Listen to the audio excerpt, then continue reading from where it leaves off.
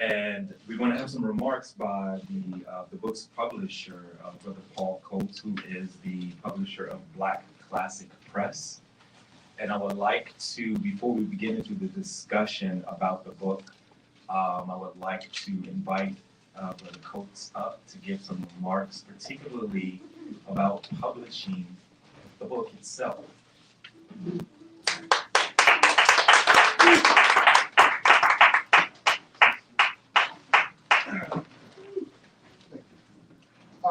First of all, I'm always pleased to be in the space of Sankofa, this liberated space. I thank the community for creating this. I thank Haile and Shrikiana for the vision of bringing this space forward. And the folks who have worked at Sankofa over the years who I've known, really a group of people, and certainly the folks who are hanging in here now really deserve our support and our acknowledgement. So I'm going to start there. We are the publisher, Black Classic Press is the publisher of Destroy This Temple. And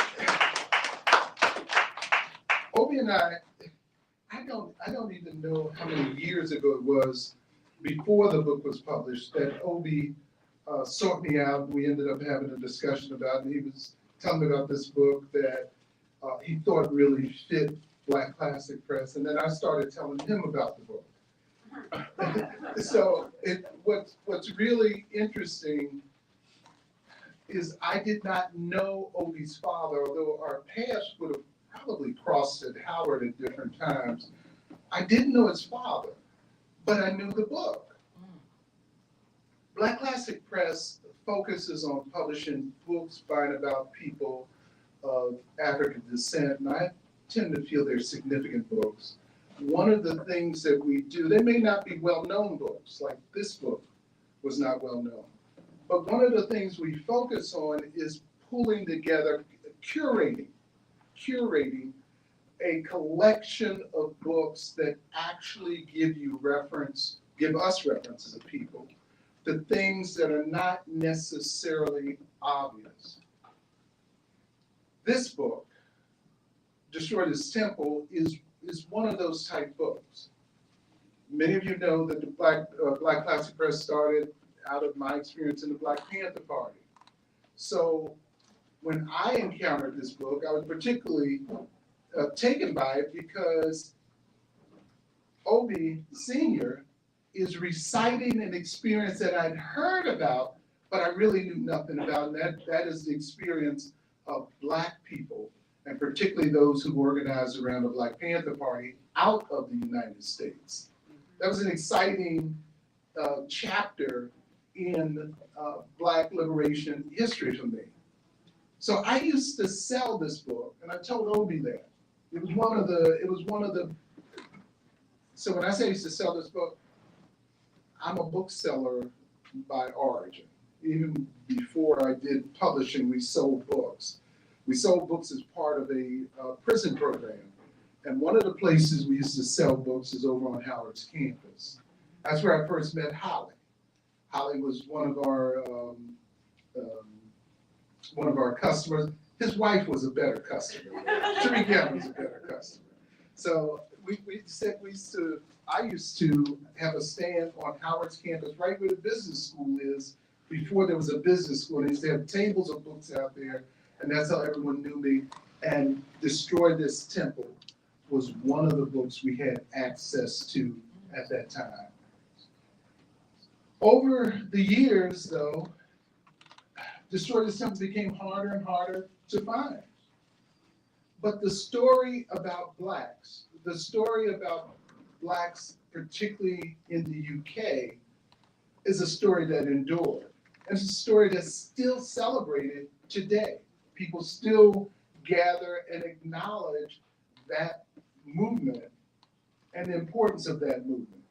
One of the things that it did for me and does for me, and one of the reasons I'm really glad that this is back in print, is that as Black people, we have to see our struggles, we have to see our movement as being global. This particular chapter in our struggle brings together the globalness as it existed in London at the time. I was fascinated that Obi, as young as he is, sat at his father's feet or his father's knee or wherever he sat, and he absorbed so much of the history, enough of the history to give it a really, really good context and much better than I think most people. So I'm looking forward to this discussion tonight, and I'll be here for most of it. I'm sitting in the back, but I'll be here for most of it. And I'm gonna watch you guys get down on this stuff, okay? And enjoy it. Thank you for that. I'd like, again, once again, to welcome you to a discussion, an organic, off-the-cuff discussion that is centered around a number of themes. And one of those themes, obviously, all of those themes, I should say, is centered around Destroy This Temple. I'd like to, again, welcome you. I often do this. I don't introduce myself, or I often forget to introduce myself a lot of times because I always try to get into it. But I am Dr. James Pope, or just James. I like to, say James. I am an associate professor and program coordinator of Africana Studies at Winston-Salem State University. I'm an adjunct professor in the Department of Political Science across the street at Howard University. This is not my first stint at Howard. I graduated from Howard. I taught at Howard a number of years ago, went away, and now I'm back teaching some adjunct courses in political science there as well. If my voice sounds familiar, I'm also part of the Africa World Now Project Collective. I am the founder of Africa World Now Project Collective that do the film festivals down in Silver Spring, the New African Film Festival. You probably heard my voice on WPFW. If you have, I am also my good buddy, friend, comrade, Moise Mutali, who does Africa Now, and I am the other hidden part of that. But of course, you hear a lot of the programming that we do. That's a little bit of what I do, and of course, having public discussions is very, very important to me. So again, we'd like to welcome Obi Egbuna Jr. And I wanted to say really quick too, as we get to the end of this, we will also have, he will be available to sign some books. But I also want you, as we're having this conversation, to think about questions and responses to what is being said. I want to invite you into the conversation. I don't want this to be, we're sitting up here and you're sitting out there as if we're trying to pour things into you. The idea is to have organic discussion. And again, there's going to be reactions and responses and questions that you may have. And we want to pull those in as best as we possibly can. But with that being said, we'd like to welcome Obi Egbuna Jr. to begin this discussion. And as I set the parameters of the discussion, Obi,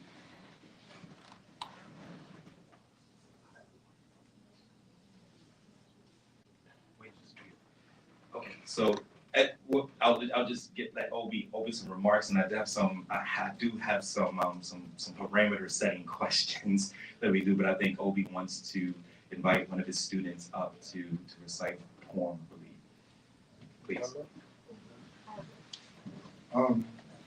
Good evening, everyone. Good evening. We are honored to be here in this space. We want to thank our sister. As organizers, of course, you appreciate the space, those who are the coordinators, directors, and organizers or proprietors of the space. But at the same time, in this struggle of ours, there is a tradition of labor. And it is that tradition of labor where we deal with the selflessness. So while I recognize our sister Sharikiana Garima, her husband, Haile Garima, for giving us the invitation tonight, I wanted to recognize the labor of our sister Mariatu, who put this together on behalf of Sankofa Books. So I wanted to give her a round of applause.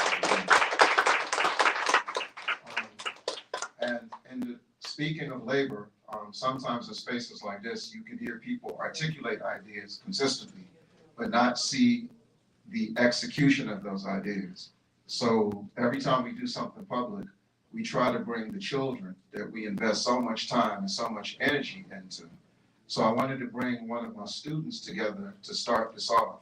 Her name is Chinasa, and she's going to talk African to you.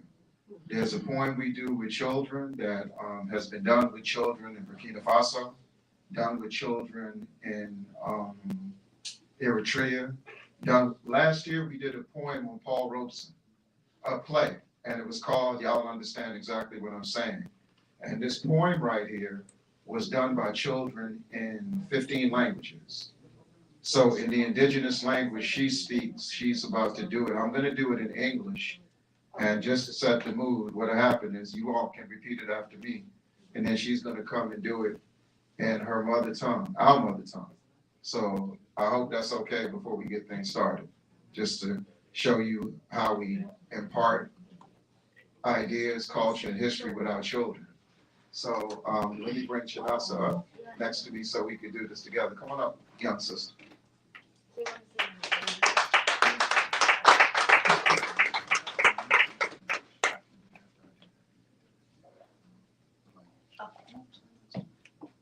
Okay, so y'all repeat after me.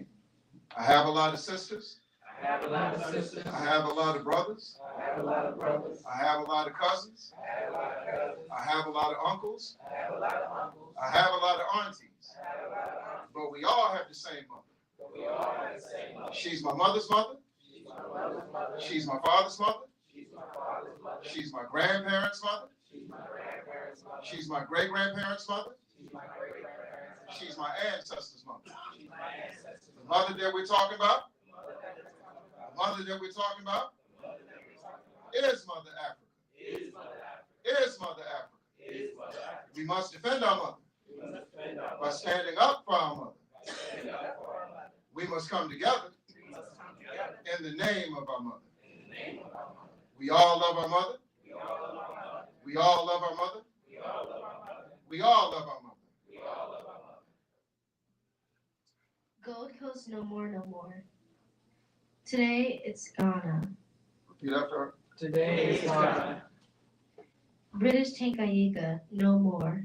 British Tanganyika no more. Today it's Tanzania. Today is Tanzania. Northern Rhodesia no more, no more. Northern Rhodesia no more, no more. Today it's Zambia. Today is Zambia. Southern Rhodesia no more, no more. Southern Rhodesia no more, no more. Today it's Zimbabwe. Today is Zimbabwe. British and Nyasaland no more, no more. British and Nyasaland no more, no more. Today it's Malawi. Today is Malawi. Southwest Africa no more, no more. Southwest Africa no more, no more. Today it's Namibia. Today is Zambia. Upper Volta no more, no more. Upper Volta no more, no more. Today is Burkina Faso. Today is Burkina Faso. Colonial names for African countries no more, no more. Colonial names for Africa no more, no more. African names for African countries. African names for African countries. African names for African people. African names for African people. No more, no more, no more, no more. No more, no more, no more, no more.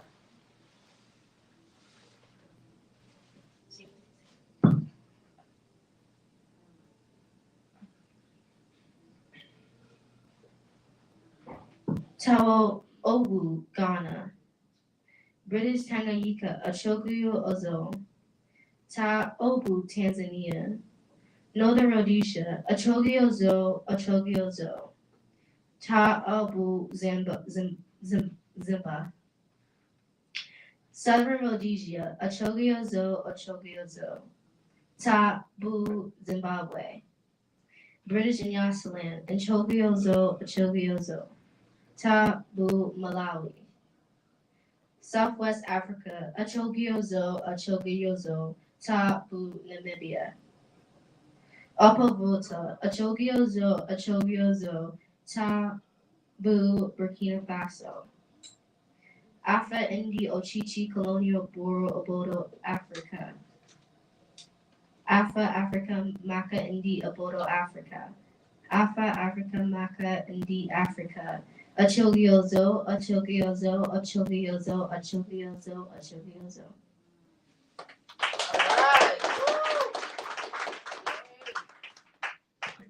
Thank you for that.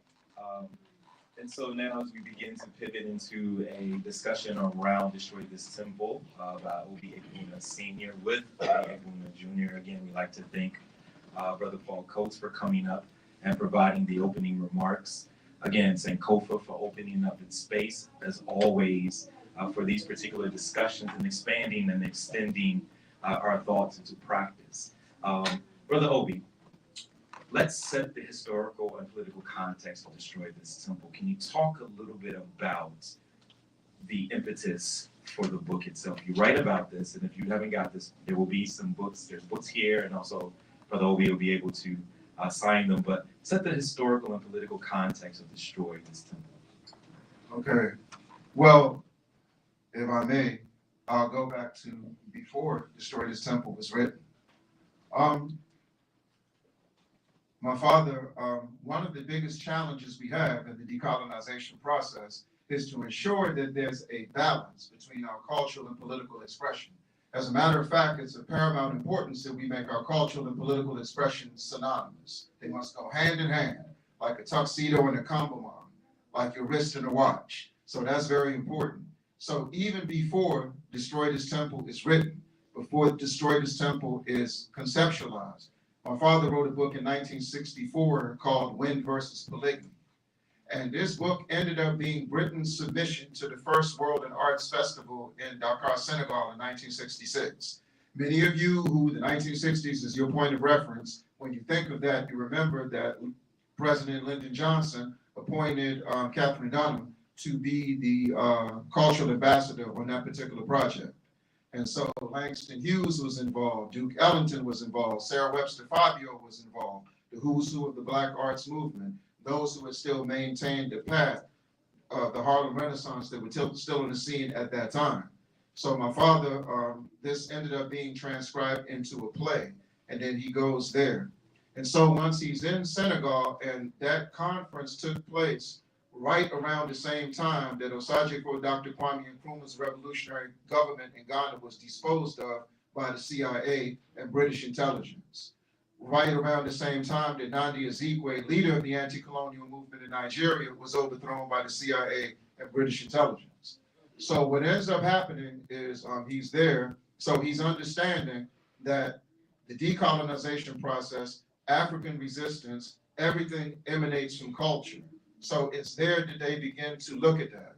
They are paying attention here to the Student Nonviolent Coordinating Committee, so they start something called the Universal Colored People's Association.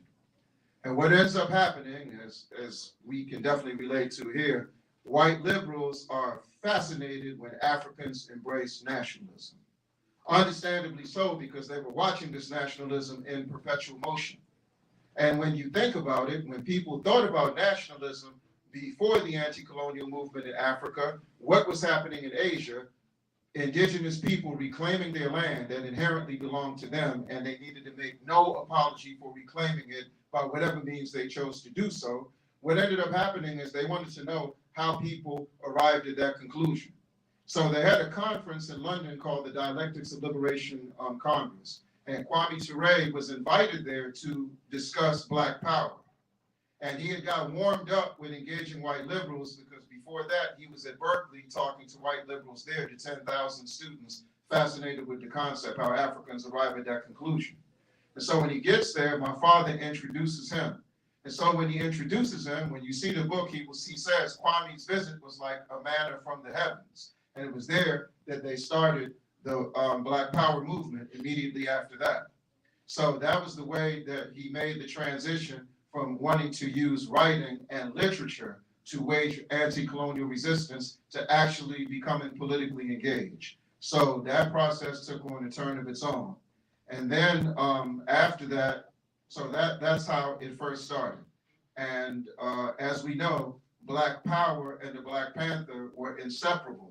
When the Student Nonviolent Coordinating Committee first initiated it through the Lowndes County Freedom Organization in 1965, there was no departure. If you were for Black Power and you embraced the Black Panther, they went hand in hand.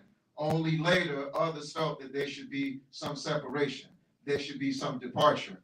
But the way Kwame did it, we went on to be embraced in Australia that way. It went on to be embraced in France that way. It went on to be embraced in India that way. And Steve Biko and the South African Student Organization, if you look at how they articulated Black consciousness, it was in complete harmony with Black power. So that became the direction. So, and they reintroduced Black power, because Frederick Douglass is the first person to express it. And then Richard Wright expressed it. They talked to you about The Outsider, Savage Holiday, and Black Boy. But in 1954, he wrote a book called Black Power, dedicated to Osagyefo for Dr. Kwame Nkrumah, Ghana's first president. So my father and what they did in London was a small part of this process. But Black Power became the chosen theme of how they would pursue resistance on an active level, and it was a concept. So for those who have told you that Black Power is a slogan, I can say with all due respect, it was a hell of a lot more than that.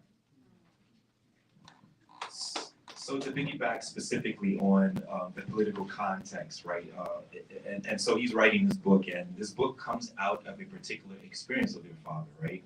So talk a little bit about that, you know, the idea of the formation of the book itself and that particular experience in developing Black Power and Black people. Thank you for that question. The challenge about talking about a book is you want to articulate it accurately, because we embrace the legacy of Dr. Carter G. Woodson when he told us we must treat social science with the same respect we teach math and natural science. In the 1990s, those of us who are products of that generation, we used to say keep it real. In our 50s today, we say keep it accurate, don't lie. So with that being said, I want to share what he told me were the highlights of the book. Student Nonviolent Coordinating Committee, and I feel so happy, not only because I had the honor of working with Kwame Ture the last 8 years of his life, really working with him. We'll get into that later. But the fact that you have, when you look at the 1960s and what's called the civil rights movement, the civil and human rights struggle, you have a predominantly SCLC perspective and narrative of that movement, of that era. And the Student Nonviolent Coordinating Committee, especially the part when Brother Kwame became the chair, and then Jamil El-Amin, formerly H. Rap Brown after him, followed him, that part seems to have, they want to try to erase it. You can never erase history, but you can try to distort it to the best of your ability. Good luck with that, though. So you see John Lewis's part, that's celebrated. Marion Barry's part, that's celebrated. Chuck McDou's part, that's celebrated. But when they began to take a more revolutionary direction. So my father talks about how when he came to the United States, he spent time at SNCC's headquarters in Vine City, Atlanta. He said that was one of the highlights. Then he said the other highlight was having audience with a Native American chief in New Mexico.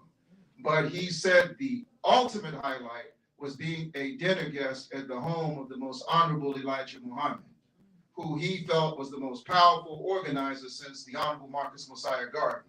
And since we know the most honorable Elijah Muhammad was a member of the UNIA, that's very important. That's also very important for another reason, because when those who reduced the most honorable Elijah Muhammad to a split with Malcolm X, they denied his contributions, and it is so dishonest. All of you who are vegans here today, if that man doesn't tell your grandparents to put down the pork chop, you wouldn't be vegan today. All of you who have African names, as long as your arms, as long as your legs, you wouldn't be that way unless he said, give the plantation owner back his name. All of you who feel comfortable saying you'll never fight in the Army, you'll never fight in the Marines, you'll never fight in the Air Force, you'll never fight in any of the installations that imperialism has to send us to an early death, to preserve their interests, to preserve their domination over that. He did 5 years in prison, refusing to go to World War II. And every time people talk about Muhammad Ali refusing to go to Vietnam, you act like a ghost came to him and said, don't go to Vietnam. It wasn't because of the teachings of the most honorable Elijah Muhammad. And the myth that it shatters is he was indifferent to nationalism. Because before he met with my father and invited him to dinner as a guest of honor, think about the people between 67 and 68 who had that distinction. Kwame Ture's first meeting as the national chair of the Student Nonviolent Coordinating Committee is with the Most Honorable Elijah Muhammad. The same exact day, February 24th, 1966, that Osajifo Dr. Kwame Nkrumah is overthrown on his way to Vietnam to present a plan to stop the Vietnam War, the Most Honorable Elijah Muhammad and Martin Luther King had their only face-to-face meeting in Chicago. My father's there. So he was curious about Black power. So even if Malcolm's expression made it uncomfortable, hard to interpret, hard to digest, he's seeing that the young people coming after Malcolm, inspired by Malcolm, have no problem embracing this nationalism, and their generation embraces it like a mother does their newborn child. So that's a very important aspect of the book right there, to understand that the Most Honorable Elijah Muhammad, putting SNCC's role in our history in its context, and understanding that when you're nationalist, though, Pan-Africanist later, it is not a departure from that direction if you embrace other people who've been colonized. So him meeting with a Native American chief, but still telling you Black power for you. The same way, as loud as the Honorable Marcus Mosiah Garvey was when he said Africa for the Africans at home and abroad, there was no departure from nationalism when he says Africa for the Africans and Ireland for the Irish. So reinforcing the things that come before you is a very important aspect of this book, and he did it in very brilliant, simple, lucid language. Everybody from the highest level of an academician or the people who meet next door in Chuck and Billy's can get something out of this. Trust me when I tell you. So, as I said, as I was opening this, I wanted to make sure that as you're thinking about, or as you're kind of responding or thinking, if you've read the book or even in the context of the conversation today, please by all means just give me something so we can pull you into the conversation, because it's very, very important to me as this to make sure that this is a conversation as best as possible. So just give me a little clue, do something to stand up. So I can pull you into the conversation, okay? But the Obi, so you map out, your father's, inspiration of the book. You kind of talked about the Dialectics of Liberation Conference, this internationalism, which becomes very, very important. Why is this work important in our current historical epoch? Actually, it's very important because I'm thinking about now, this is the 10th year since my father transitioned from this space. And he spent the last 57 days of his life at Howard University Hospital. The day he was admitted to the hospital, the Mass Emphasis Children's History and Theater Company, which I'm the co-founder of, we were having a play at Howard University in the Digital Auditorium. And the play was about a brother named Julian Mayfield. Julian Mayfield, the actor, Julian Mayfield, the playwright, Julian Mayfield, the journalist, Julian Mayfield, the organizer. The name may sound familiar because if you read Brother Malcolm's autobiography, that was his choice to be the director of the International Department of the Organization of Afro-American Unity. He's the one, along with Dr. John Henry Clark and the Sister Mae Mallory, they did 3 gun runs in 1961 from Harlem to Monroe, North Carolina, to arm the Africans in Monroe because the Ku Klux Klan had a 15,000-member paramilitary unit there. He ended up becoming the leader of the repatriate community to Ghana that Maya Angelou was part of, Tom Vealance was a part of, W. Alpheus Hutton was a part of, and many others. And he was the editor of the magazine called the African Review. So him and my father, Osajifo Dr. Kwame Nkrumah connected many people of the 60s generation who embraced him and developed correspondence with him, my father being one of them. So he told me not to cancel the play because of who it was about. And so I'm sitting here after listening to your question thinking about Julian Mayfield's wife, Anna Olivia Cordero, was the last physician of Dr. W.E.B. Du Bois. And so he would drive him around the countrysides of Ghana every day. He liked to go on drives. And he said that when he would ask Dr. Du Bois about different people he knew, he would find him nodding his head saying, unfortunately, as great as they were, as important as they were, you would never know unless you lived during that space because they didn't write their history for others to learn from and expand on the work. So the fact that he wrote this, so for people who embrace the Black Panther legacy, for people who embrace the Black Power concept and want to expand on it and want to correct their mistakes or want to expand on their positive contributions, it's important for that reason. It's also of paramount importance because one of the flaws of many organizers, diligent in their service to the people, they don't write that history down. So what ends up happening is it creates a vacuum and it creates a space for non-organizers, non-participants, commentators, spectators, opportunists to write the history and write it in a way to make you think that they were part of the struggle, only to exploit the mileage of our resistance for their own personal gain. They are those who give their life to build a movement for the people, and they are those who work to build their reputations at the expense of our movement. And Osajiko Dr. Kwame Nkrumah said it best, a people's history is too often written by their ruling class. If that sounds too academic, too often written by their opportunists, too often written by their liars, too often written by mouthpieces of the enemy who feel comfortable with their narrative and do everything to spread it like gossip. That's why the book is important.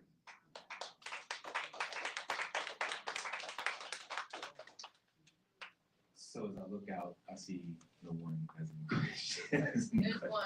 Oh, perfect, yes. Yeah, so you guys, you asked about the context, but I was curious as the title of the book, Destroy This Temple. Okay. What's the insight behind the very title? Yeah, great question. You're talking about a village boy in Nigeria, an altar boy, Catholic Church.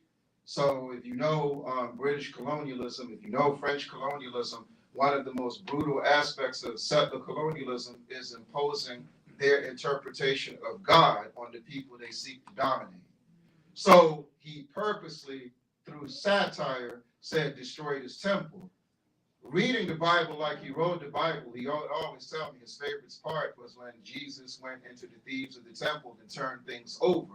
So he said that us turning over, embracing liberation theology, not challenging people on how they arrived to be Christians, but if Nat Turner's your interpretation of the Bible, good for you. If John Chilembwe, who organized the armed rebellion after going to Virginia Theological Seminary, goes back to Malawi in 1915 and said, praise the Lord, shoot the gun, no problem with that. So it was very important for him to promote that. And at that time, think about what you're talking about. If you're talking 66 to 67, Zimbabwe and Namibia start their armed struggles. Angola and Mozambique are in the 1 year of their armed struggles. You're seeing the Revolutionary Action Movement in this country. You're seeing the Lowndes County Freedom Organization in this country. So these are people who are in communities that are dominated by church culture. An overlooked aspect of the Southern Christian Leadership Conference is all those preachers gave up their pastorships on Sunday to get in the streets with the people. So you're starting to see us reach a level of confidence intellectually using different religious concepts, rolling the dice, because some people may say we were mocking God, but they were willing to go against the grain, use that language, use that verbiage for the purpose of intensifying our resistance. That's what the title attempted to capture, and I definitely think it hit its mark.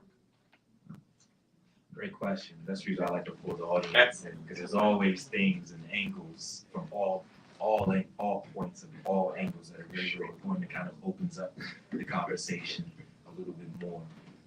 Yes, please. Just and thank y'all for being here. That was a pleasure learning more. But just looking at the book, and this is kind of towards the beginning where you talk about how passive resistance doesn't work in every context, right?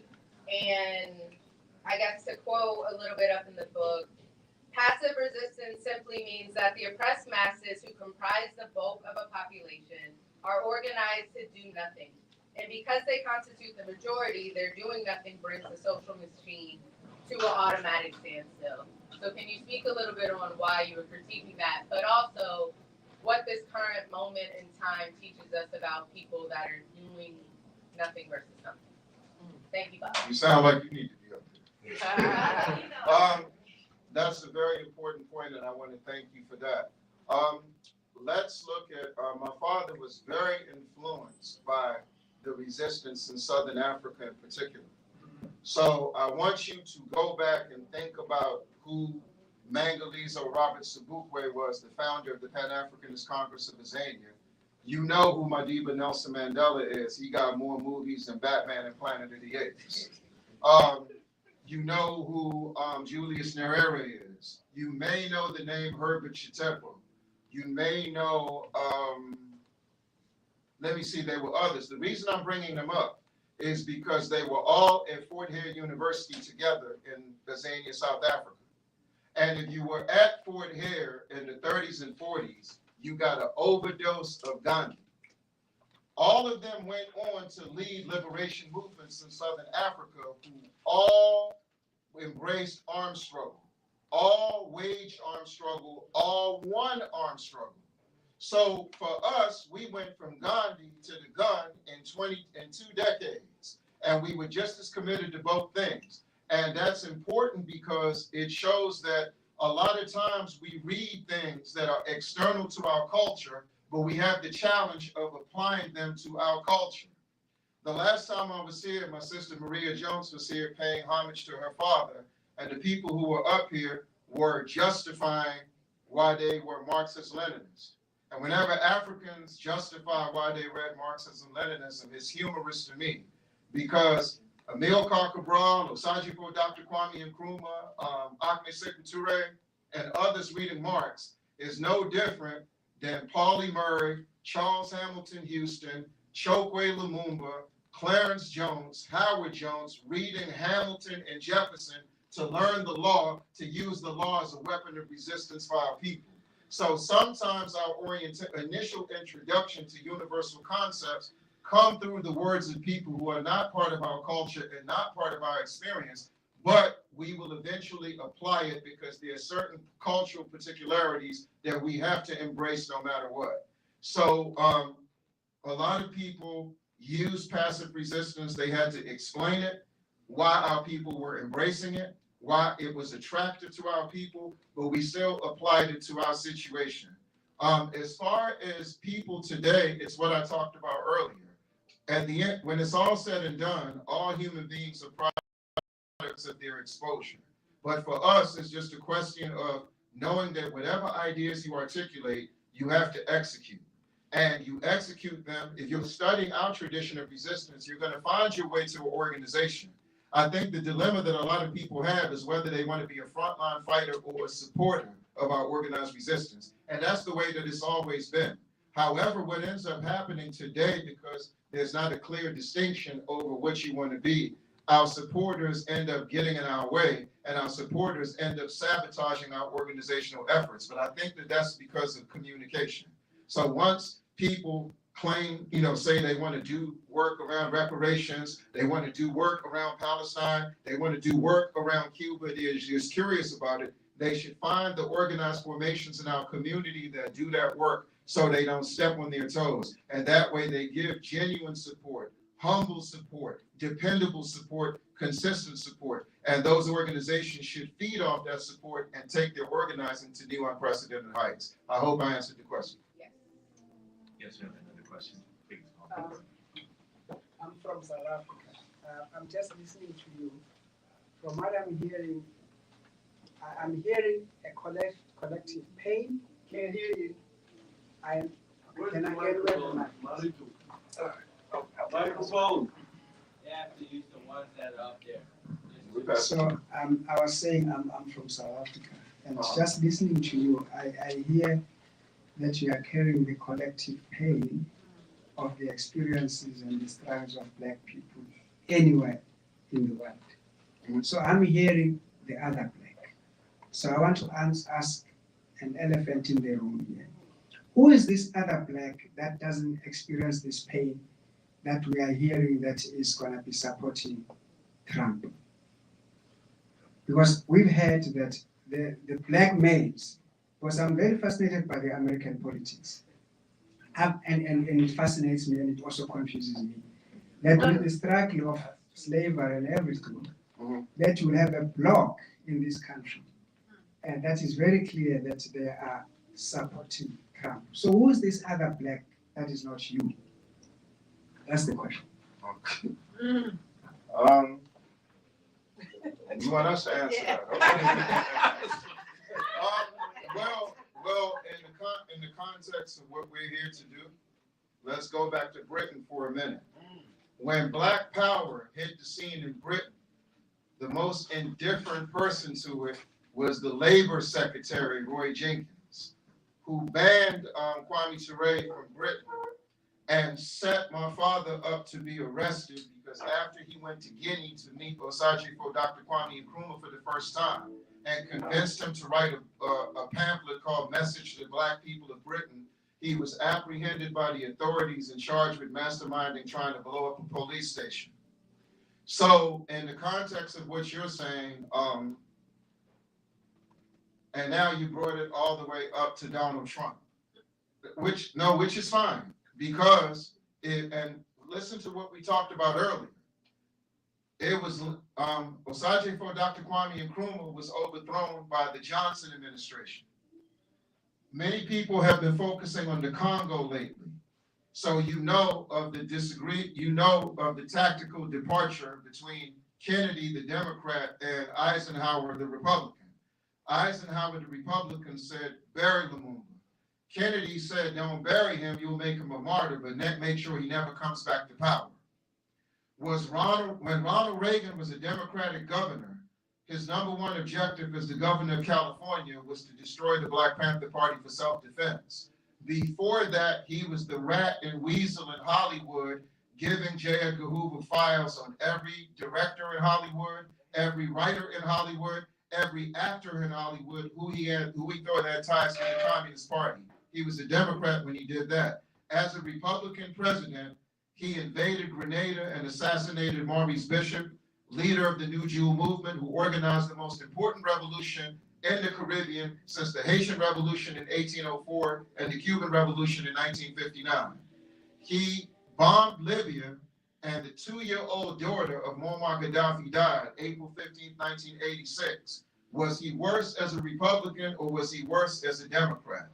And as a product of a community, and one of my father's ultimate influences, which we'll get to in writing, was Dr. W.E.B. Du Bois.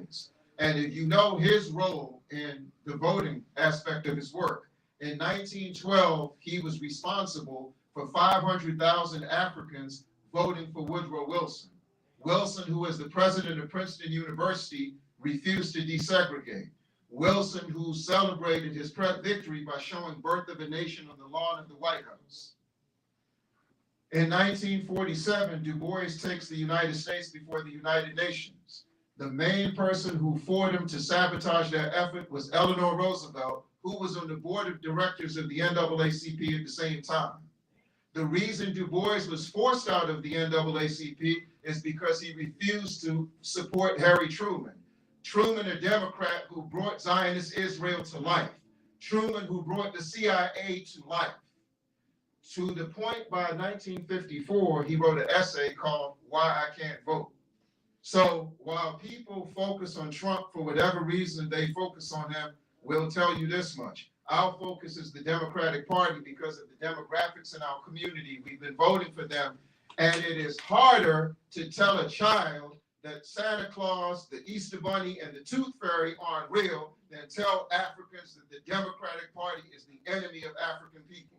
So Democrats and Republicans, just like Malcolm told you, just like Dr. King told you, they're the enemy of our people. And the alternative, if you say, well, what do we do? Join the organization, because in 2024, you're still embracing this narrative where you treat voting as an obligation, but organizing as an option. But if it wasn't for organizations, the right to vote that you got during Reconstruction, that you got back in 1965, you wouldn't have got it unless organizers shed their drops of blood. So if you get into organizations like you're supposed to be in, you can get any elected official that looks like you or doesn't look like you to deal with your demands. Wow.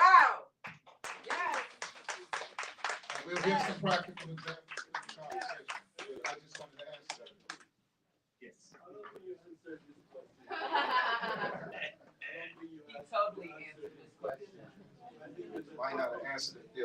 I don't think you answered the question. To me, it's a highly,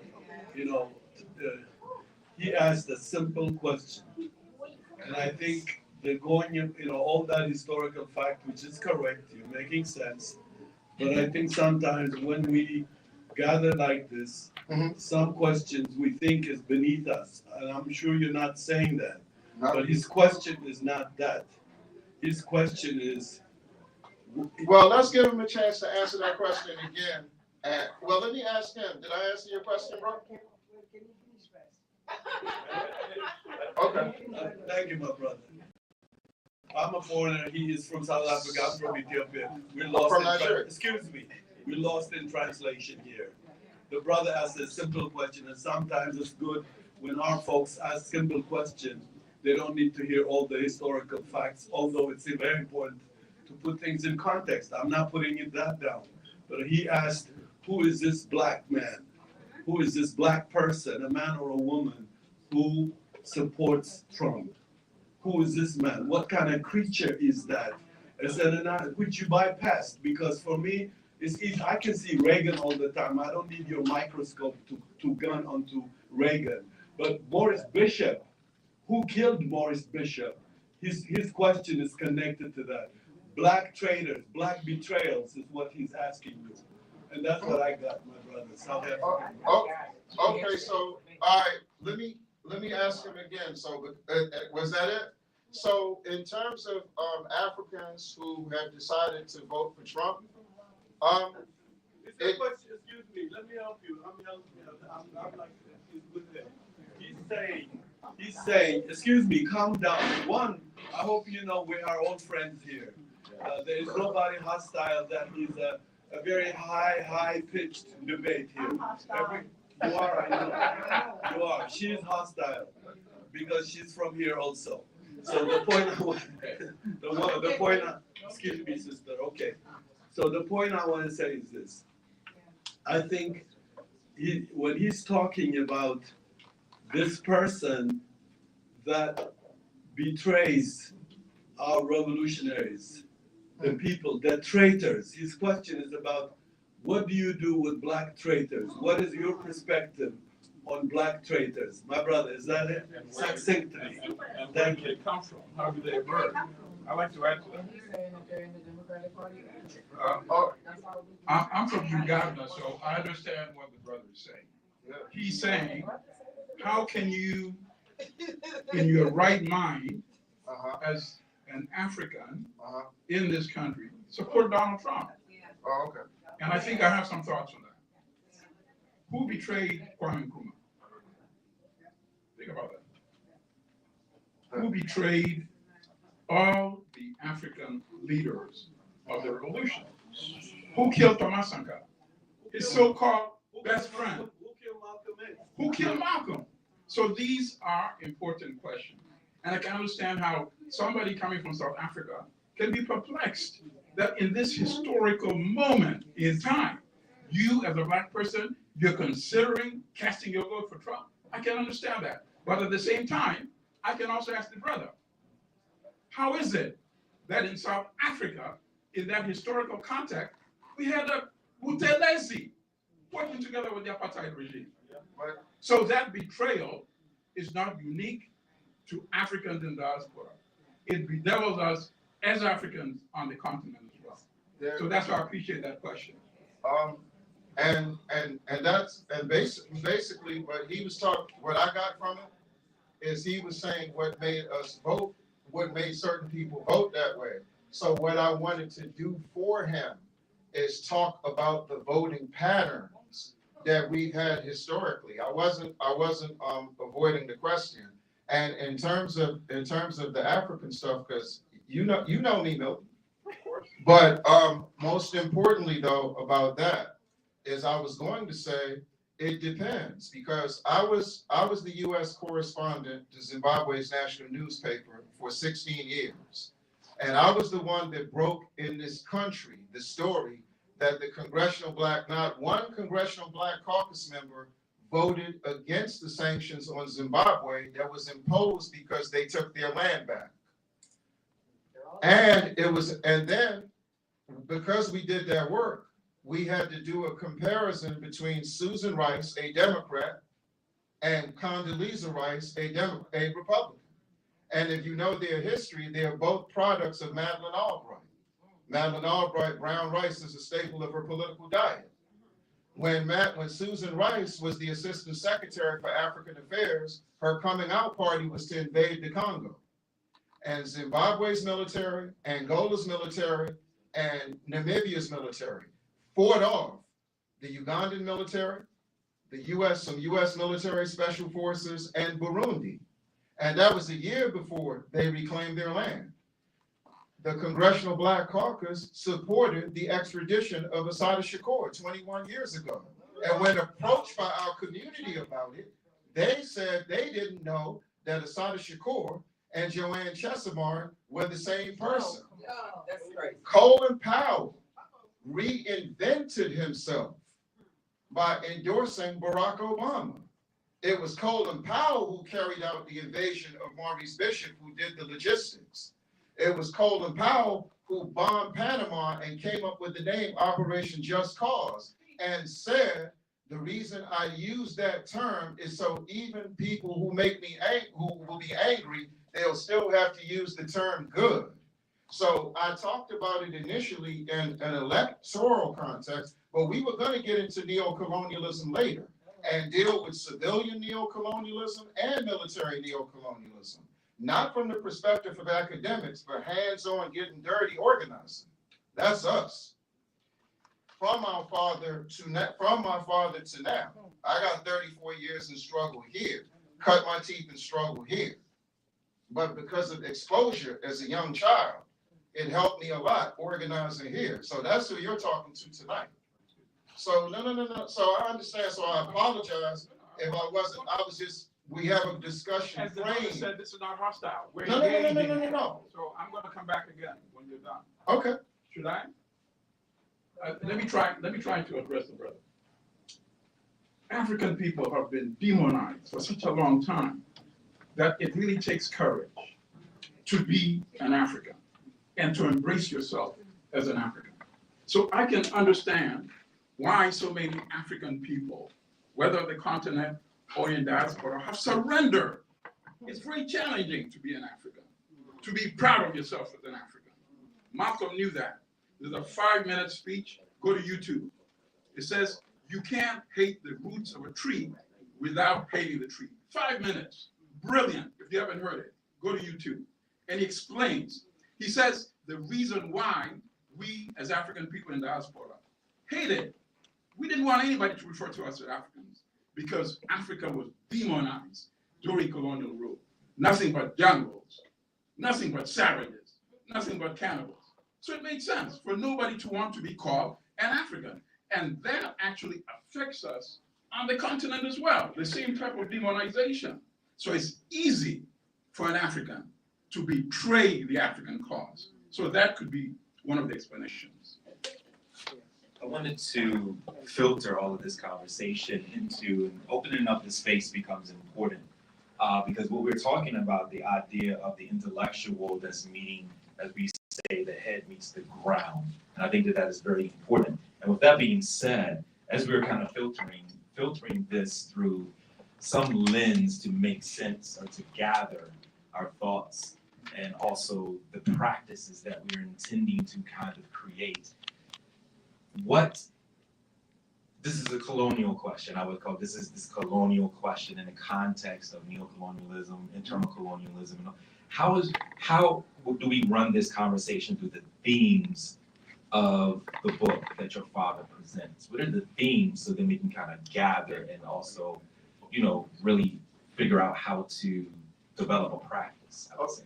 Okay. Well, one of the things that was done, because the book wasn't released till 1971, but he wrote a few years before that. If you know the history of Africa, you know about the Igbo-Biafran War. And 1 million Nigerians died in that war. And he wrote a piece called The Murder of Nigeria that was published by Pan-Af Books. Shirley Graham Du Bois saw it, fell in love with it, gave it to Osagyefo for Dr. Kwame Nkrumah. And he got invited to Ghana to talk to him. To Guinea, because he was in exile in Guinea, because one of the things that's left out of him being overthrown, and for the record, his classmate at Lincoln University, Franklin Williams, was the U.S. ambassador to Ghana when that happened. So when you have the Bunch Center at Howard University recruiting young people, training them to follow that tradition, and you see Howard University's bus that takes the students around, having an advertising slogan saying that they have more Peace Corps volunteers than any other HBCU. And for us who know that struggle, the Peace Corps and the CIA, the difference between them is the difference like between the White Citizens Council and the Ku Klux Klan. Enough said. So when you look at that, pay attention to that real carefully, dealing with this whole neocolonialism question. So what happens is when he goes there, they have this conversation, but he's dealing with the what happened in Nigeria. And then if you look at the overthrows of all those revolutionary forces that we're talking about, it was people jealous of Osagyefo Dr. Kwame Nkrumah because of the Convention People's Party took flight. Everybody left the United Gold Coast Convention. Those people were so angry that they even boycotted the independence celebration and began to work with the British and the United States for his overthrow. So you had that going on. Then we went through a period in Africa of military neocolonialism. In relationship to this book, he talked about neocolonialism in literature. And he said that many people who would become household names that were just getting started, they were denouncing Osagyefo Dr. Kwame Nkrumah, attacking him in their literature. And he said a neo-colonialist writer is more dangerous than a neo-colonialist head of state. So he was warning us how culture would be used to promote neo-colonialism and a more moderate, watered-down interpretation of the African experience. And so what ended up happening is, so we go through this whole period. Mobutu assassinates Lumumba, his former chief of staff. So we go through military neocolonialism for like 2.5 decades. And then in the 1990s, while we were rebelling, we had Rodney King rebellions here. We were fighting the National Guard in Virginia Beach.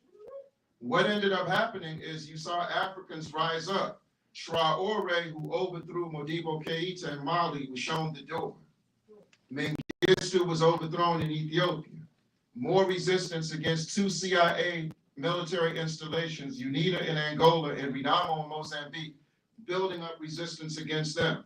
So a statement was made by Africans on the continent and Africans in the diaspora: we don't want to be policed by our former colonizers and captors.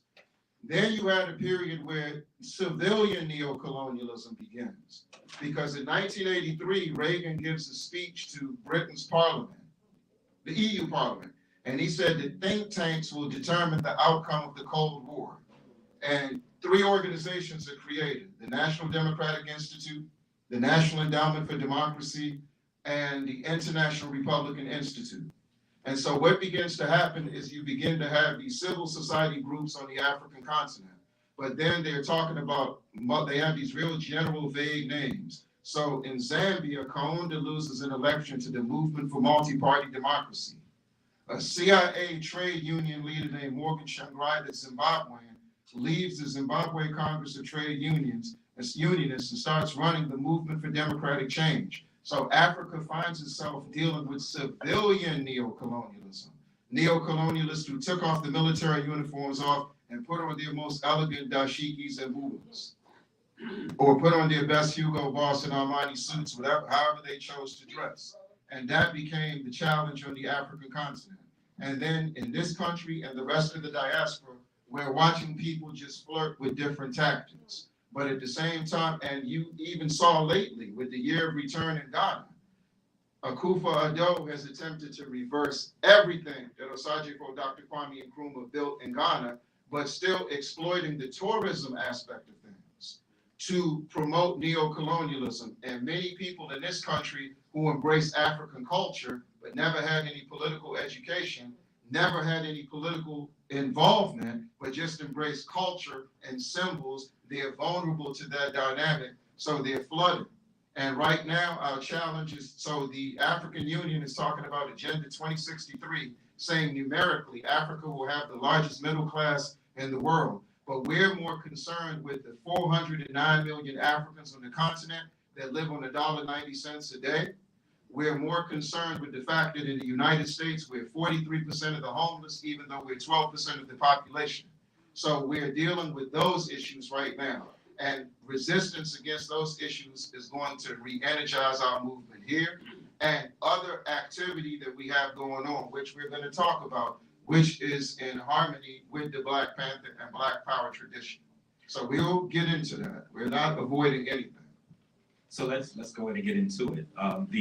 What are some lessons from the work, but also not only from the tradition or the genealogy of work that your father, but also other folk, Kwame Nkrumah, we can go on with the litany of folk specifically who are pouring into this work, right? And when we're talking about work, we're talking about thinking and doing, and they're not mutually exclusive, right? Okay.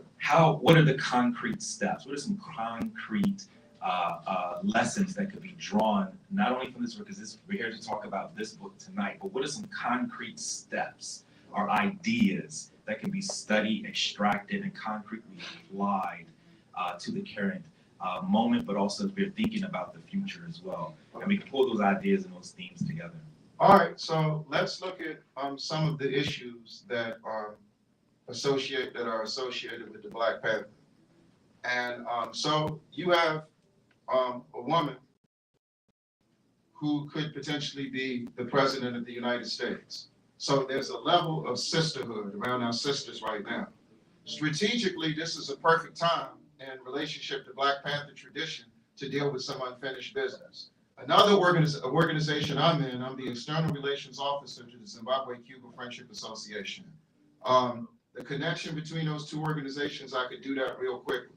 The reason Zimbabwe has a 97% literacy rate is because between 1986 and 1996, 3,000 Zimbabwean teachers went to Cuba to the Isle of Youth for training, and they became the backbone of the educational system in Zimbabwe. Just as important as Cuba going to Angola to fight, going to Mozambique to fight, going to Guinea-Bissau to fight, that training of those teachers and of course the 4,000 doctors they have spread throughout the African continent today. So with that being said, as we're focusing on our sisters and something that could ignite women regardless of where they fall on the spectrum, arguably the best example of a woman Panther is Assata Shakur. She is still on the FBI's terrorist list.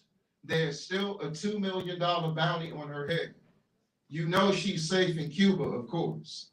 And Raul Castro told President Obama that's not even up for discussion because if we put it on the table, it would suggest we're considering surrendering her to you. So that wasn't even part of their discussion when he took his high-profile field trip over there some years ago now. So I'm saying that those of us in this country who understand her importance, and she just turned 75 last year, all our women organizations could unite to get her off that FBI terrorist list, to get her, to get the $2 million bounty off her head. Because think about this. The State Department just says you cannot go to Cuba. But they're saying, but if you would like to go over there and do your best impersonation of those shows you watch on television that promote imperialist intelligence culture, if you want to go and take a shot at her, be our guest. Which is tied to the 635 assassination attempts against the life of Comandante Fidel Castro. So that is something, and that is tied to the worldwide movement to get Cuba off this country's terrorist list. At a time when Cuba got more recognition, you learned more about Cuba's healthcare system 4 years ago during the Corona pandemic, when they sent 57 brigades to 40 nations all over the world. And they were some of us in Black Panther tradition that were in the fight to get them to the United States. And because of that, right now, for the first time ever, the Food and Drug Administration has a vaccination that Cuba created that prevents diabetes victims from getting their limbs amputated. And since we're talking to a community whose diabetes rates disproportionately to other communities in North America are the highest, that is something that we can organize around for sure. Getting Cuba off the terrorist list, defending, getting Assata Shakur, and we even had a conversation with some of the choreographers of the Wakanda franchise, but their response was, well, he doesn't approach the Wakanda cast with anything political. And our response to him was simple. Come back from Wakanda, come back to Babylon, deal with an issue that is really part of culture, Panther tradition, Panther culture, Panther history. So that's one particular issue for sure. The black, when Kwame Ture was the honorary prime minister of the Black Panther Party, he did a speech in the Stokely Speaks book, From Black Power Back to Pan-Africanism. He talked about the African and the Palestinian struggle. And for many of you, Gaza was your point of entry a year ago, no problem. But anytime you become involved in the issue, you should study the issue to see who did the work before you. And if you know anything about Palestinian resistance, for many of us, our point of reference is not Ahmed Shukari, even though Brother Malcolm took a picture with him at the United Nations in 1964, after he wrote his article, Zionist Logic, in the Egyptian Gazette, and the CIA attempted to poison him to death there. He was supposed to die in Kemet, not at the Audubon Ballroom in Harlem. But if you look at that, for them, their example of Palestinian resistance was an African woman named Fatima Benawi, the first woman to carry out a guerrilla mission against Zionist Israel and Palestine. Many of you may not even know who that is. So for us today, when we talk about Palestine, of course we support the Palestinians. That's to say you're for Palestine is just like to say you're against police terrorism. You're stating the obvious. But now we're talking about fighting Zionism on African grounds. Working with Kwame Ture, one of the things we worked with him on was the Worldwide African Anti-Zionist Front, which comes out of Libya in 1990. I was in the only student organization, 2 members are here tonight. We were the only student organization on the African diaspora that was part of that, called the Pan-African Student Youth Movement. So I say to you today, the fact that there are dozens of U.S. police departments that go to Israel and have relationships with the Israeli Defense Forces. So we're going to call on Ras Baraka because of our relationship with him that goes back to the 1990s. We want him to set up a meeting with the African American Mayoral Association to say that no police department, because mayors have the same relationship to police that presidents have to militaries. They're the commanders in chief in these cities. And since we have more mayors than we've ever had, we want those mayors to give us a sworn statement they will never deploy their police to Israel for training, because the pigs in the United States are filthy enough, they don't need to go and get in that slop in Israel. That's number one. Number two, we've been talking to Dead Prez, the international acclaimed hip hop group, and we have a history of working together. Between 2013 and 2016, we did 3 albums of music called The Battle Cry for Cuba and Zimbabwe. 100 songs of music with artists all over the world against the sanctions on Zimbabwe, against the blockade on Cuba. Multi-genre, cross-generation. Never, all the artists you've seen go to Cuba, you've never seen artists come back and do a project of that magnitude, but we were inspired by them. So we're saying now, let's get as many entertainers together who love jewelry, go back to your appraiser with your jewelry and find out if it came through Israel. And if it did, give it back, get the money, and put it towards our movement, put it towards our organizations. Also, you look at Israel's relationship to Africa. We want to talk to Tony Brown and Asher Kwesi and the rest of the chematologists. Why? Because they go and they do excavations and they find bones. What about those Africans who died when Israel bombed Egypt and Kemet for 6 days during 1967? Their bones are more precious at this historical moment based on what's going on. And my brothers here from South Africa, Zania, we'll bring it back to him. Just had to give us time. While the African National Congress has a lawsuit against the Zionist state of Israel, there's an odd dynamic in that country. The brats of colonialism, as we call them, the Oppenheimer Foundation, they have a foundation. And they are backed by the Center for Strategic Studies. They are backed by the Council of Foreign Relations. They are backed by all these different organizations. And one of the things that, one of the strange partners with that organization is called the Moshe Dayan Center for African and Middle East Studies. For those of you who are new to Zionism and don't know who Moshe Dayan is, he is the most violent, barbaric defense minister in the state of Zion, in the history of Zionist Israel.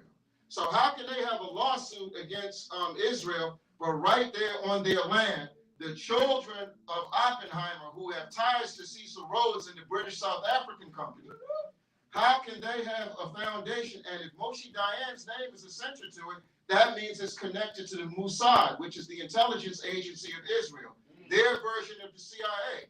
So we need Julius Malema, we need the African National Congress, we need the Pan-Africanist Congress of Azania, we need a ZAPO to take action on that now. And we can have an all-out war with Zionists, fight Zionism on African grounds, so we show the Palestinians we want to go beyond sympathy, which is a genuine human emotion, but we don't want to come off like cheerleaders. We want to fight Zionism and bury Zionism for their crimes against Africa. So those are some practical things we can do right now, right here in Black Panther tradition, bringing it up to 2024. So as we bring this to a close, I wanted to again open up a little bit of space. Again, if there's some concluding or lasting thoughts, I want to invite those now. Yes, please.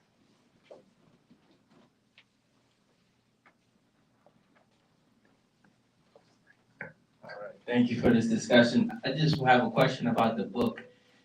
What are some of the highlights of the book? Is there a certain time period that is dealing with, and some figures and some highlights of the book? Always good to see you, my brother. The same things that we said before. I would say that a highlight can be, okay, the 1960s, you're talking 1960s London. What's going on when this book is written?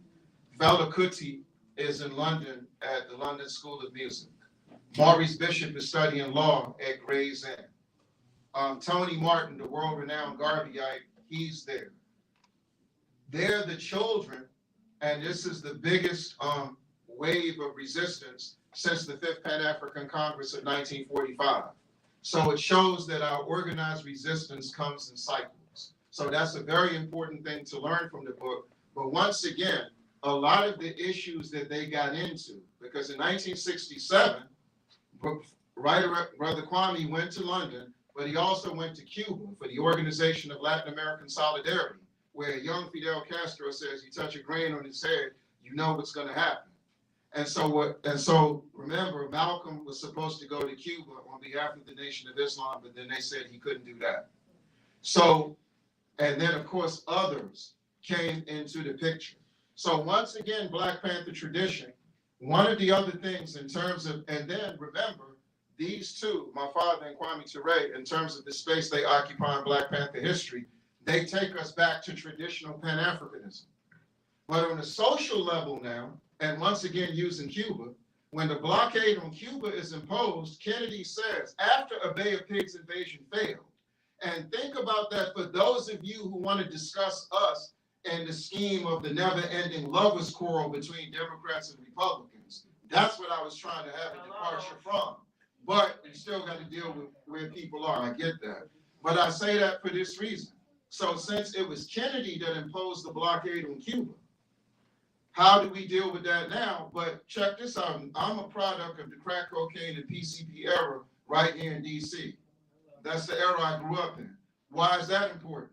Because remember, Kennedy says Cuba's dangerous, not because of its ability to maintain its revolutionary course, but the inspiration they will give others. So when Allende stands up in Chile, they crush him. Maurice Bishop, the reason they invaded, they said this new airport that he's got, because 100,000 people are visiting Grenada every year, even though they only have 88,000 people, they go to crush him. Everybody talked about the CIA putting crack cocaine in South Central Los Angeles, but never told you why. It was to overthrow the Sandinistas in Nicaragua, because what Somoza did in Nicaragua was no different than what Papa Doc and Baby Doc did in Haiti. They ran that country for 70,000 years. So crack was introduced to our community here to destroy the revolution with the largest African population in Central America. But because of the amputated narrative of the African experience, we don't see our connection to Nicaragua. So on June 5th, practical, bringing it up to date, Brother James and others, we organized. One of my best friends that grew up with me, he helped put this together. The two youngest brothers to be charged as kingpins in United States history, Anton White and Eric Hicks, who fought for 30 years to get back to their families and their loved ones. We had them on the program for African Liberation Day. Next to Freeway Ricky Ross, who now acknowledges he was the mule for the CIA. But guess who we had him next to? We had him next to the Nicaraguan ambassador to the United States. We had them next to the leader of the Afro-descendant movement in Venezuela. We had them next to the lawyer Ali Bantu Ashanti, who was selected by the African Vice President of Colombia, Her Excellency Franco Marquez, to restructure the police in Colombia and the military in Colombia. We had them next to Africans in Honduras and Mexico. And if you've been following, if you pay attention to violence prevention in North America, which you have expanded your horizons, you know Mexico is suing the United States for the weapons, U.S. weapons, showing up 250,000 weapons annually in Mexico. So what we're saying is, while people were talking about defunding the police, once again, a strategy imposed by the Democratic Party, we're saying de-weaponize the police. Because when we were in the 80s, when we were in high school, not one police officer in the United States had a semi-automatic weapon. When we graduated from college, CVS security guards had Glocks. So what is happening is the weaponization and militarization of our community is tied to the drug issue. So instead of playing the victim and talking about it, we're going to unite with Africans all over the Americas and destabilize the weapon industrial complex in this country in the tradition of the Black Panthers, and dealing with the drug question, especially since we know that drugs impacted the lives adversely of some of our best Panthers. Huey Newton struggled with drugs. Afeni Shakur struggled with drugs, and many. So correcting that mistake, we want to go after the machine that flooded our community with those demons, but for the reason of imposing their will on those of us who embrace their fighting African spirit in other places. And part of that is to send another message. We do not accept the Democrat or Republican's definition of America, which is so white supremacist and so fascist it would have left Hitler and Mussolini envious. North America, South America, Central America, that's our blood over there, because the first form of public transportation are the captivity vessels, commonly known as slave ships. And the only thing that separates us is language. Ain't no different than from picking cotton in Alabama and Mississippi to cutting sugarcane in Cuba, the Dominican Republic, and Haiti. And why not target the police in this country? Why not target the CIA in this country for pumping drugs into our community, but not from the perspective of a victim, but from a perspective of an organized contingent that can make them pull their plug. Right. Right. Right on. Practical application. Please. You're gonna have to meet halfway.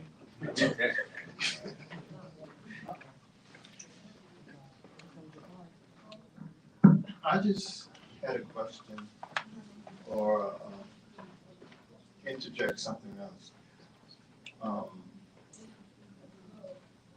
We're dealing in a time where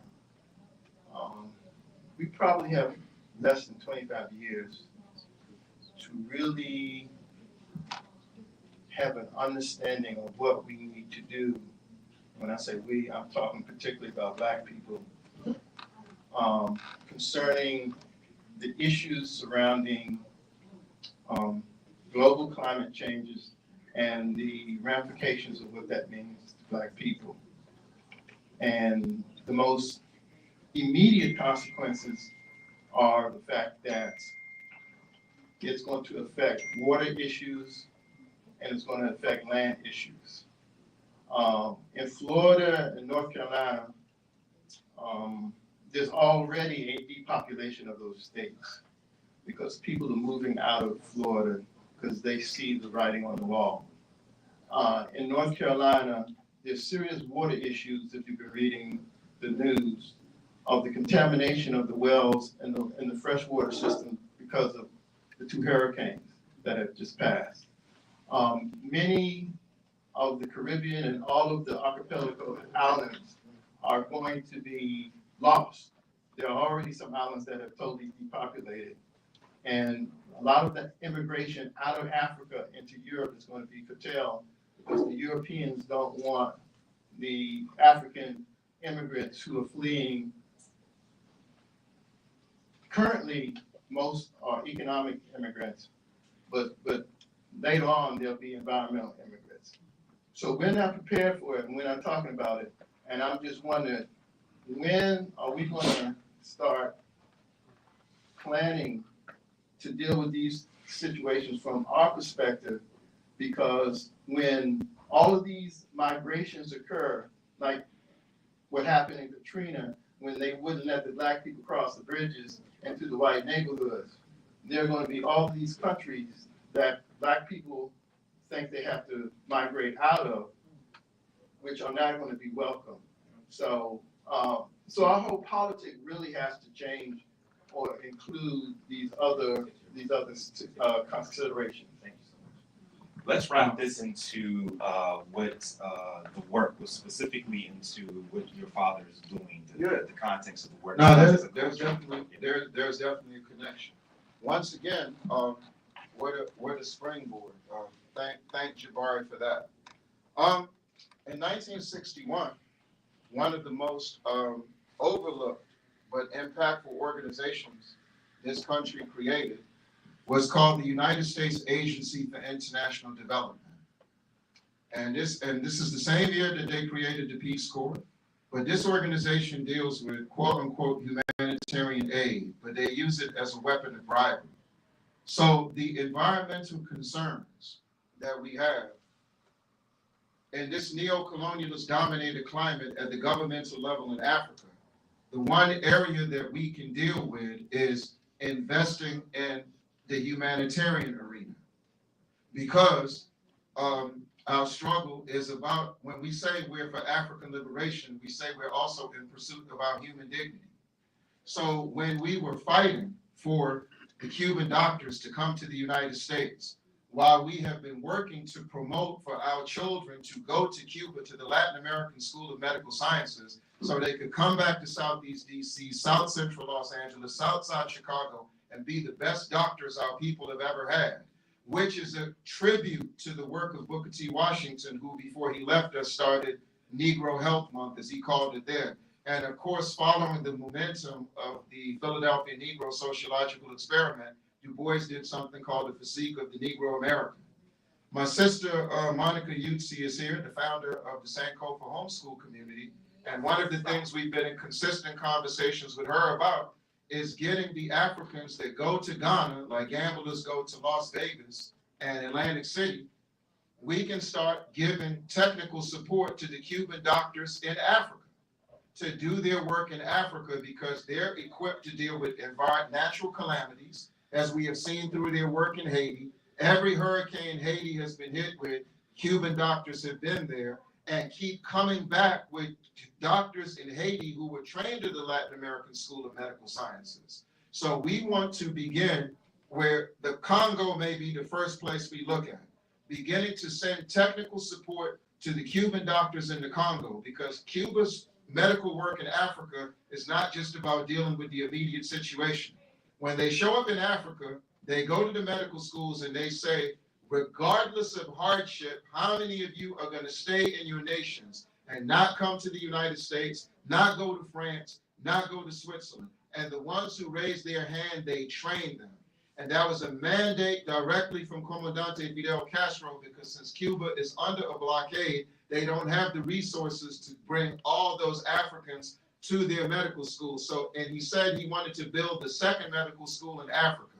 So we can get together and begin and work with the National Council of Churches, the United Methodist Church, all our churches, to begin to send technical support to the Cuban medical efforts in Africa. They have 4,000 doctors spread throughout Africa, and they deal with the calamities. And we had an experiment a few years ago when Mozambique, Malawi, and Zimbabwe were hit with a cyclone called Adai. Willie Wilson had a fundraiser, and we raised $5,000 in 45 minutes. So some of you may say that's chicken feed, and it is. But imagine if every church in our community, not even every church, every Methodist church, Not even every Baptist church did that every month, and they sent that money to the African continent. George Bush did you know that the largest highway in Ghana is named after George Bush? He's a born-again humanitarian now. And you got these neo-colonialist African heads of state that Milton was talking about, saying that they feel he's the model. Trump may reinvent himself by going into Africa. So this is something to think about. Bill Gates, you know what he does in Africa. If we invest in Cuba's medical work in Africa, we can provide a practical alternative to deal with every problem Africa has. The water crisis, the electricity crisis, and the healthcare crisis. So that's what I would recommend on a practical level to deal with that. We just had a meeting yesterday. We facilitated a meeting between the former National Medical Association president, the Honorable Dr. Lucy Perez, who's the first NMA president to go to Cuba. Now a conversation has started. If you're paying attention to our community, this is the all-time shortage of nurses that we have. So to follow up on the program that they started with the Black Caucus to train our young people who want to be doctors, we are looking at them considering doing a program to train young people who want to be nurses. So if we come together and begin to deal with those humanitarian issues, and it's based on our own ingenuity, our own strategy, not hostage to the pools of money that the enemies use to bribe us, you will be surprised what we can do in real life time. Right on. And with that, I'd like to bring us to a conclusion. Thank you for spending this evening with us. Again, round of applause. Yeah. Congratulations on the Obi Egbuna as well for some concluding comments. Thank you so much for that discussion. Thank you for finally having me here. We hope to get to do this again in the near future. And thank you, Ms. Dr. Pope, as well for moderating this event. And thank you for Paul Coates for opening this discussion. This was very informative.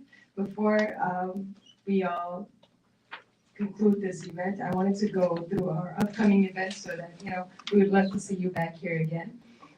Tomorrow we do have Haiti on our mind. For those of you that have not been here before or have not been to one of our bi-weekly events, Haile had started organizing Gaza on Our Mind. It's an open space for all artists in the DMV to come and express their frustrations, basically, for what is going on right now in the world. And it's an artistic expression. We are calling any artists that are in the audience to be able to come. We have expanded it lately. We did Sudan on our mind 2 weeks ago, and now we're doing Haiti on our mind.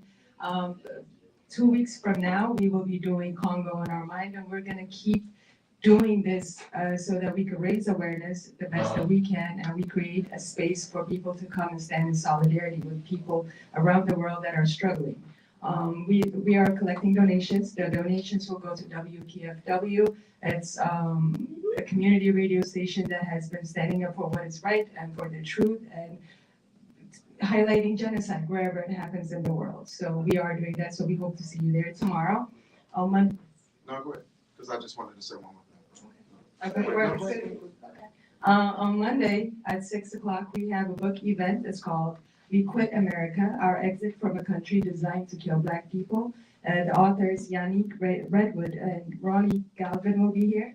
On Sunday, November 3rd, we have another book event with author and journalist John Jetter. The book is called Class War in America, How the Elites Divide the Nation by Asking, are you a worker or are you white?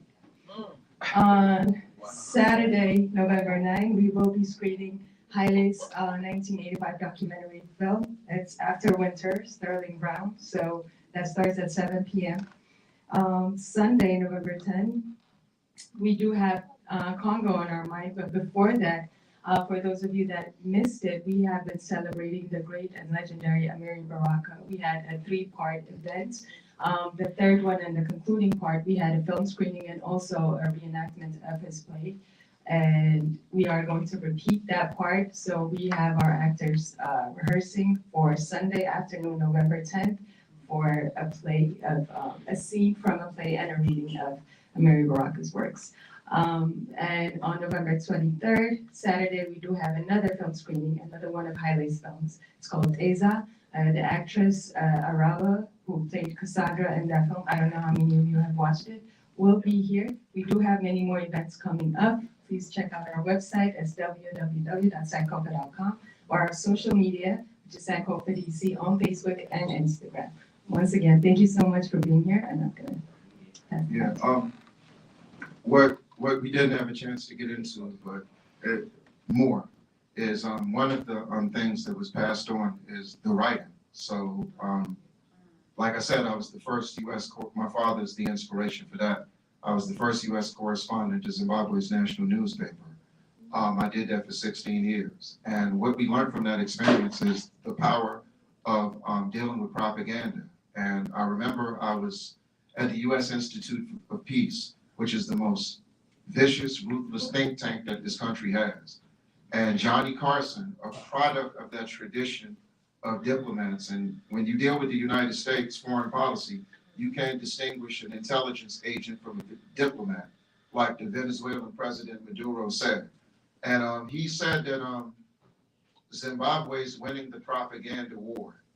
And he said it's a group of ragtag journalists. He was talking about me and a few others and what have you. So it showed me that at the time, the Voice of America had a station called Studio 7, 24 hours a day, was attacking Zimbabwe. BBC, CBS, we were able to hold up and deal with all of them. So that aspect of the writing. Also writing appeals, looking at the Honorable Marcus Mosiah Garvey's appeal to white America, David Walker's appeal, the appeal Malcolm was working on, Du Bois' appeal. We've written several appeals dealing with Cuba, dealing with Zimbabwe, dealing with police terrorism. So we learned from those who came before us. But lastly, and I promise this is lastly, you saw the young lady when we got up here. We have something called the Mass Emphasis Children's History, Education, and Navigational Institute. It's a virtual African history class for children on Saturdays.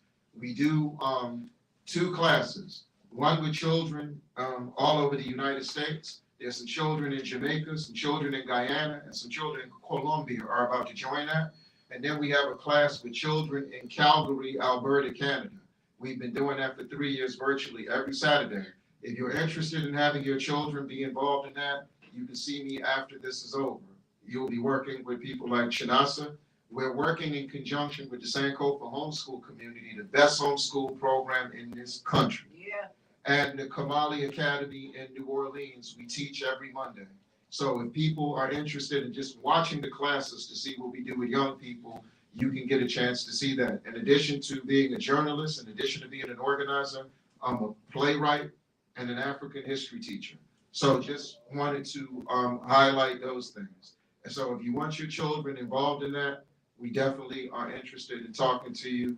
And we're here to sign some books and sell some books and just be here for a little bit of time with you. And once again, we thank both Brother Haile and Sharik Yana to give us the opportunity to be here tonight with you. We thank you. Thank you.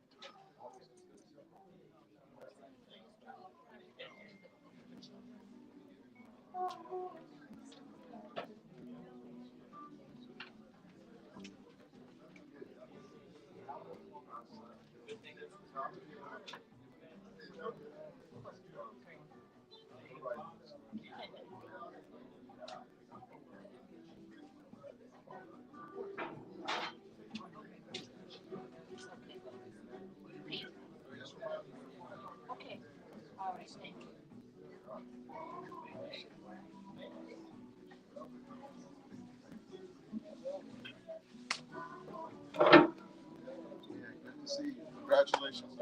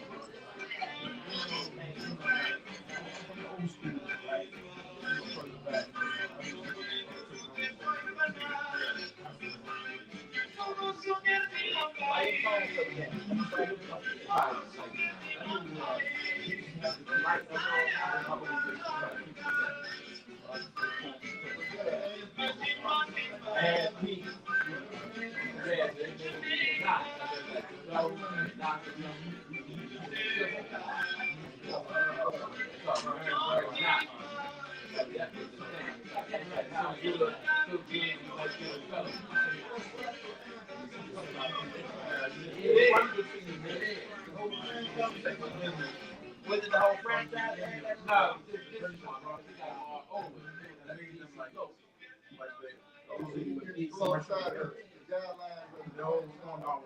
Yeah, yeah, he made it. He got local names, picked them out of the country. So. Yeah. I said, what is not? I didn't see this or somebody asked a question. What's not? That's what he called, crime going down the street, but it was his whole presentation. So, girl, yeah, he said was now. So I was talking to some guys doing well, I think I'll back to him and say, not bad compared to the guys that have here.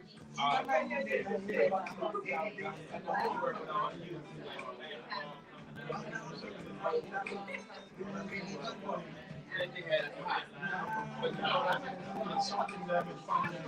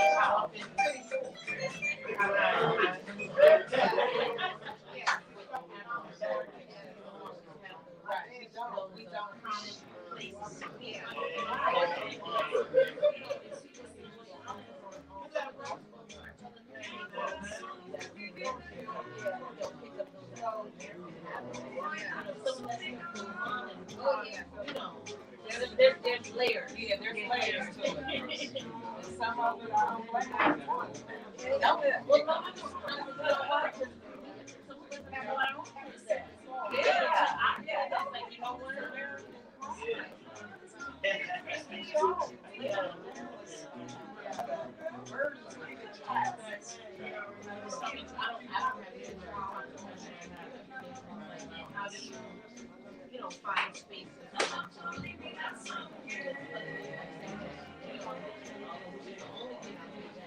I get it where you want your kids to go to kids. I'm like, I get that. Other stuff, like this idea that you just want to build a circle for our kids.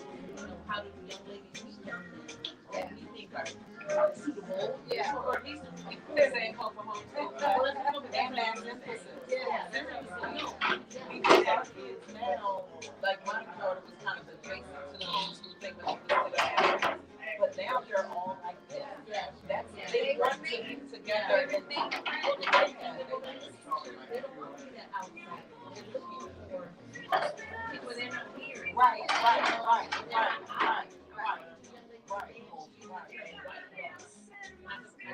I kind of knew it, but I wanted to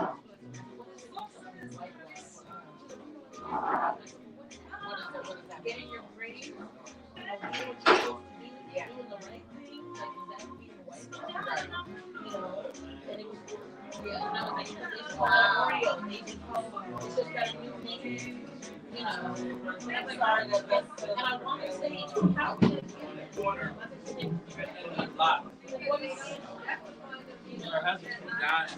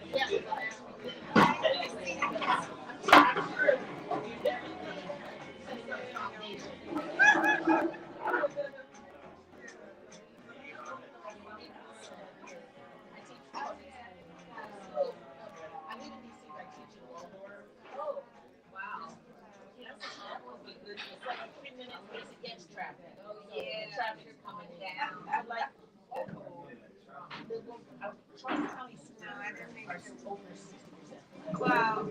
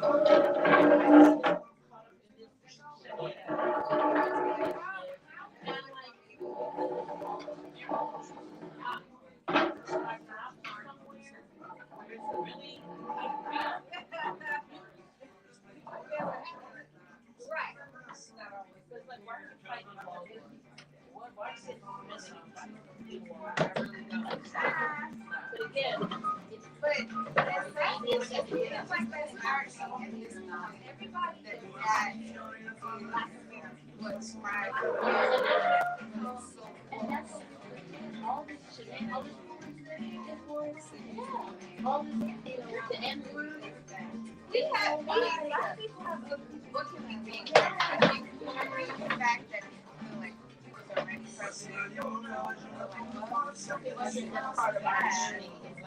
I haven't lost someone close. I don't know, but we're so resilient, and that's it. Because we're so resilient, they feel like, oh, well, I don't care. Hello?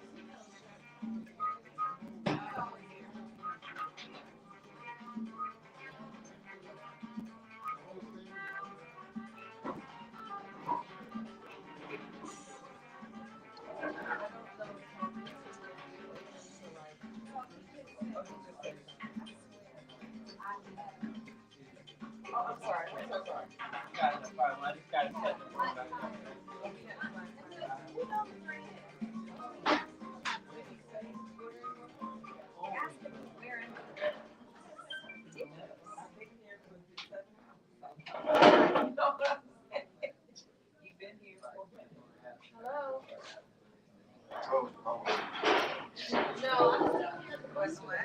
I wasn't.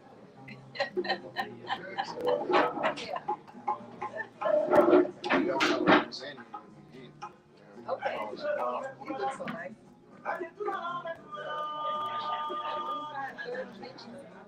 You didn't know what was in there.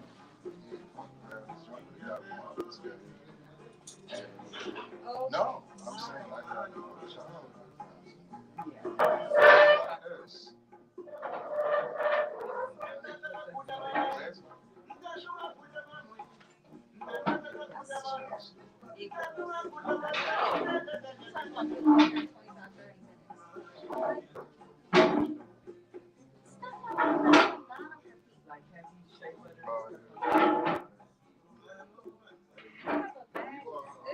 How y'all traveling, y'all? No. I got.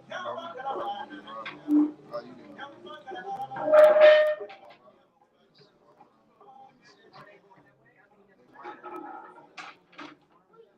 You over there, you don't let your father leave work, right? You ain't driving?